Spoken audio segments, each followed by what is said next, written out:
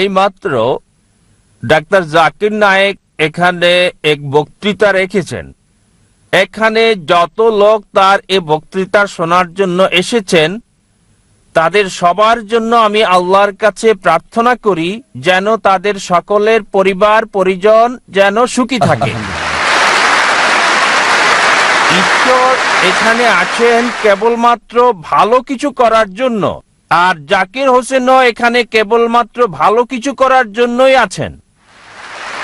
আচ্ছা, আমি এখন, আমার নাম নারায়ণ ভেঙ্কটাস আয়ার, দাঁড়াইতে থাকি।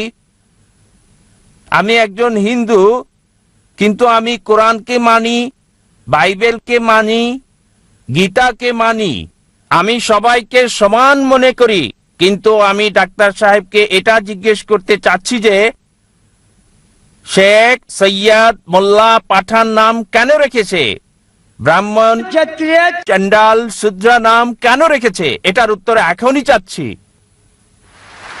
ভাই প্রশ্ন করার আগে বললেন যে এখানে শত শত হাজার হাজার লাখ লাখ মানুষ এসেছেন আর কামনা করলেন সবার জন্য শান্তি।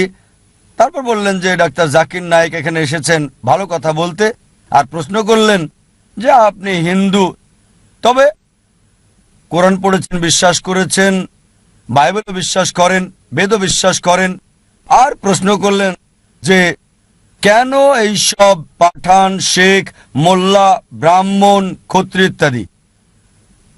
এখন আপনার প্রশ্নের ব্যাপারে বলি, কেন এই সব পাঠান, শেখ, মোল্লা এগুলো পারিবারিক নাম। শুধুমাত্র একজন লোক শেখ অথবা মোল্লা বা পাঠান এগুলো একজন থেকে শ্রেষ্ঠ করেন আরেকজনের উপরে। কোরআন বলছে সূরা হুজুরাত অধ্যায় 49 আয়াত 13, ইয়া আইয়ুহান নাসু ইন্না খালাকনাকুম মিন যাকরিন ওয়া উনসা ওয়াজআলনাকুম শুউবান ওয়া কাবাইলা লিতাআরাফু ইন্না আক্রামাকুম ইনদাল্লাহি আতকাকুম ইন্নাল্লাহা আলিমুন খাবীর। হে মানব জাতি, আমি তোমাদের সৃষ্টি করেছি এক জোড়া পুরুষ এবং নারী থেকে, আর জাতি এবং গোত্রে বিভক্ত করেছি যাতে করে একে অপরকে চিনতে পারো, একে অপরকে ঘৃণা করবে না। সেই বেশি সম্মানিত আল্লাহ সুবহানাহু ওয়া তাআলার কাছে যার রয়েছে তাকওয়া। বিচারের মাপকাঠি আল্লাহ সুবহানাহু ওয়া তাআলার কাছে। এটা লিঙ্গ না, জাতি না, বর্ণ না, বয়স না, সম্পদ না, সেটা তাকওয়া, খোদাভীরুতা আর সৎকর্ম। কেবল একজন মোল্লা বা খান পরিবার বা শেখ পরিবারে জন্মগ্রহণ করলেই সে জান্নাতে যাবে না। তাকে জান্নাতে নিয়ে যাবে তাকওয়া, সৎকর্ম, ন্যায়পরায়ণতা। এটাই ইসলামিক দৃষ্টিভঙ্গি। আর হিন্দু দর্শনে বেদ বলছে সর্বশক্তিমান ঈশ্বর মাথা থেকে সৃষ্টি করেছেন ব্রাহ্মণ, বুক থেকে ক্ষত্রিয়। ব্রাহ্মণরা উঁচু জাতের, ক্ষত্রিয়রা যোদ্ধা জাতি। ঈশ্বর পেট থেকে সৃষ্টি করেছেন বৈশ্যদের, মানে ব্যবসায়ী জাতি, আর পা থেকে শূদ্রদের, সেটা চাকর শ্রেণী মানে দাস। এটাই বেদের ধারণা। ইসলামে জন্মের ভিত্তিতে কেউ উত্তম বা অধম না। ইসলামে কোনো বর্ণ প্রথা নেই, এটা আছে হিন্দু ধর্মে। আর এ ব্যাপারে বিস্তারিত জানতে আমার ভিডিও ক্যাসেট দেখতে পারেন, ইসলাম এবং হিন্দু ধর্মের সাদৃশ্য। এবার আসি আপনার প্রশ্নের প্রথম অংশে। আপনি বলেছেন কোরআনে বিশ্বাস করেন, বাইবেলে বিশ্বাস করেন, বেদে বিশ্বাস করেন। আমি লোকজনকে বলি অন্তত একটা বইকে মানেন 100 ভাগ ঈশ্বরের বাণী বলে, 2, 3 বা 4টা না, অন্তত একটা বই। তাহলে খ্রিস্টানরা বলবে আমরা বিশ্বাস করি বাইবেল 100 ভাগ ঈশ্বরের বাণী, হিন্দুরা বলবে আমরা বিশ্বাস করি বেদ 100 ভাগ ঈশ্বরের বাণী, মুসলিমরা বলবে আমরা বিশ্বাস করি কোরআন 100 ভাগ ঈশ্বরের বাণী। আপনি মাশাআল্লাহ 3টাতে বিশ্বাস করেন। আপনি কি জানেন অনেক সাংঘর্ষিক বিষয় আছে কোরআন, বাইবেল আর বেদে? সেগুলোকে বাদ দেন। আমি আপনাকে বলছি কমপক্ষে যেগুলো কমন সেগুলো মানেন। কমপক্ষে যেগুলো কমন বেদে, বাইবেলে, কোরআনে যেগুলো বিশ্বাস করেন সেগুলোই আপনি মানেন। এই সব গ্রন্থে বলছে যে ঈশ্বর কেবলমাত্র একজন। ঈশ্বরের কোনো প্রতিমূর্তি নেই, তার কোনো মূর্তি নেই, তার কোনো ছবি নেই। বলা হয়েছে বাইবেলে বুক অফ ডিউটেরোনমি অধ্যায় 6 অনুচ্ছেদ 4, মুসা আলাইহিস সালাম বলেছেন, শামা ইসরাঈল আদনা হেজাদ নাইখাদ, শোনো হে ইসরায়েলবাসী, ঈশ্বর, আমাদের ঈশ্বর কেবল একজন। যদি হিন্দু গ্রন্থ পড়েন, এটা উল্লেখ আছে ছান্দোগ্য উপনিষদ অধ্যায় 6 অনুচ্ছেদ 2 পরিচ্ছেদ 1। एकम एविदित्यम। ঈশ্বর কেবল একজন, দ্বিতীয় কেউ নেই। এটা আছে শ্বেতাসূত্র উপনিষদ অধ্যায় 4 অনুচ্ছেদ 19, যজুর্বেদ অধ্যায় 32 অনুচ্ছেদ 3। न तस्य प्रतिमा अस्ति। সর্বশক্তিমান ঈশ্বরের কোনো প্রতিমা নেই। প্রতিমা সংস্কৃত শব্দ মানে প্রতিমূর্তি, ফটোগ্রাফ, পেন্টিং, ছবি, প্রতিচ্ছবি, ভাস্কর্য, মূর্তি। সর্বশক্তিমান ঈশ্বরের কোনো ফটোগ্রাফ নেই, সর্বশক্তিমান ঈশ্বরের কোনো ছবি নেই, সর্বশক্তিমান ঈশ্বরের কোনো প্রতিচ্ছবি নেই, কোনো পেন্টিং নেই, কোনো ভাস্কর্য নেই, কোনো মূর্তি নেই, কোনো ভাস্কর্য নেই, কোনো রূপরেখা নেই, কোনো স্ট্যাচু নেই। কোরআন একই কথা বলছে সূরা ইখলাস অধ্যায় 112 আয়াত 1 থেকে 4। कुल वल्लाहु अहद अल्लाहु समद लम यलिद वलम यूलद वलम यकुल लाहु कुफुवन अहद। বলো তিনি আল্লাহ এক এবং অদ্বিতীয়, স্বয়ং সম্পূর্ণ, চিরস্থায়ী, কাউকে জন্ম দেননি, কখনো জন্ম নেননি, আর কোনো কিছু তার মতো না। আপনাকে জিজ্ঞেস করছি, আপনি কি এক ঈশ্বরে বিশ্বাস করেন? আপনি কি বিশ্বাস করেন এক আল্লাহতে?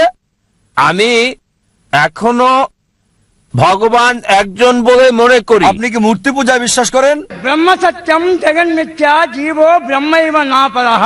আপনি মূর্তি পূজা মানেন কি না? না, এটা কি? মূর্তি পূজা।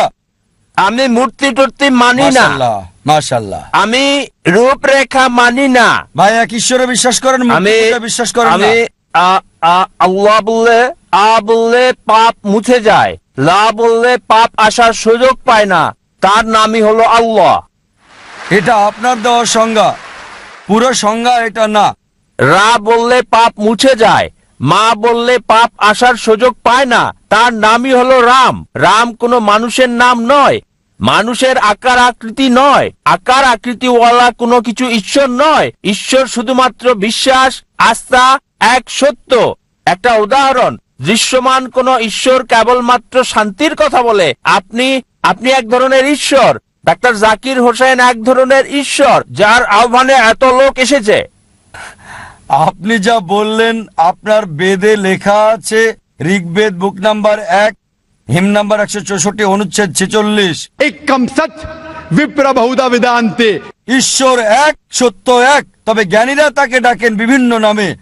আপনি বললেন ডাক্তার জাকির নায়েক ঈশ্বর। ডাক্তার জাকির নায়েক ঈশ্বর না, ঈশ্বর হতেও পারবেন না। আমি ঈশ্বরের সৃষ্টি, আমি আল্লাহর বান্দা, আমি আব্দুল্লাহ, আমি আল্লাহ না। আপনি আমাকে আল্লাহ বললেন আর আমিও আল্লাহ হয়ে গেলাম। আপনার সাথে আমাকেও জাহান্নামের দিকে টানছেন। না, আমি আল্লাহ না, আমি আল্লাহর গোলাম, আমি আল্লাহর বান্দা। ওই তরিকায় কোনো মানুষই আল্লাহ হতে পারে না, ভগবান হতে পারে না, ঈশ্বর হতে পারে না। এই তরিকায় রাম একজন ভালো মানুষ ছিল। আবার আপনি বলছেন সে অবতারও ছিল। অবতার মানে মানে খোদা কর্তৃক প্রেরিত, কিন্তু খোদা না, খোদা প্রেরিত। আপনি আবার বলছেন, যদি বলেন যে রাম হচ্ছে অবতার, এবং ত্রা মানে সর্বশক্তিমান ঈশ্বর প্রেরিত, এটা বললে আমার কোনো আপত্তি নেই। যদি বলেন রাম আল্লাহর নবী, হতেও পারে আবার নাও হতে পারে, কারণ আমাদের নবীজি মুহাম্মদ সাল্লাল্লাহু আলাইহি ওয়াসাল্লাম বলেছেন 1,24,000 নবী এই পৃথিবীতে এসেছেন।